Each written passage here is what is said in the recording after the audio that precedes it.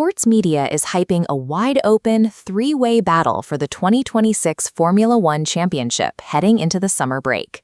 Kimi Antonelli currently leads the standings with 219 points, holding a 50-point advantage over the field. The primary challenger is Lewis Hamilton, who sits in second place with 169 points. George Russell is 9 points further back, currently occupying third place in the Drivers' Championship. In Formula One, points aren't gained in a vacuum. Because 10 drivers score in every race, catching a leader is a non-linear challenge. Overcoming a deficit requires specific, relative point gains against the leader. Winning the race is only half the requirement. To see if the second half of the season is actually competitive, we have to ignore the hype and look at what is mathematically possible. The point system awards 25 for a win, 18 for second, and 15 for third. If a challenger wins and the leader finishes second, the challenger only gains 7 points on the total standings. When we apply that 7-point reality to Antonelli's 50-point lead over Hamilton, the scale of the task becomes clear. Hamilton would have to win 8 consecutive races, with Antonelli finishing second in every single one just to take the lead. This math creates a specific tactical advantage for the championship leader. Instead of fighting for every victory, the leader can choose to drive conservatively, aiming for the high probability points of a second or third place finish. Consistently scoring 15 to 18 points serves to neutralize rival wins and run out the remaining races. By prioritizing consistency over aggression, Antonelli can effectively use the point system to keep his lead out of reach. The drivers behind him are forced into a higher risk strategy to generate a larger point swing.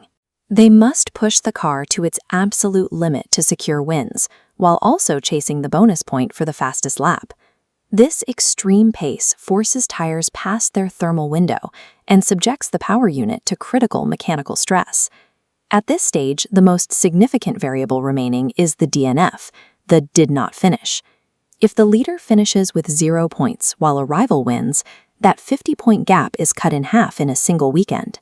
The trailing drivers no longer have full control over their destiny. They are waiting for a mechanical failure to open the door. While fans follow individual drivers, the teams are focused on the Constructors' Championship.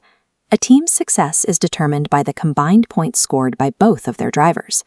Mercedes leads because both drivers score at the front, while Red Bull is currently fourth due to a significant points gap between their two cars. The driver's title brings marketing prestige, but the prize money is distributed based on these aggregate team totals. This is why teams often enforce orders that frustrate fans. They are protecting the team's total points rather than one driver's race result. A second driver who scores consistently provides a more stable points floor for the team than a superstar who risks accidents by overdriving. We can map the grid based on how difficult their mathematical path is and how much they rely on their rivals' luck. Antonelli sits in the low difficulty zone, while Hamilton and Russell are now in a position where they require others to fail to win. If you're looking for a title change, manage your expectations, unless the leader suffers consecutive retirements immediately after the break. For those who enjoy the math of the sport, the most volatile competition is actually in the midfield between Racing Bulls and Alpine. Millions in prize money are currently separated by only 5 points, making a single 9th place finish a massive financial swing. In Formula One, drivers aren't just racing the cars on track, they are racing the point system itself, and right now, the math is on the leader's side.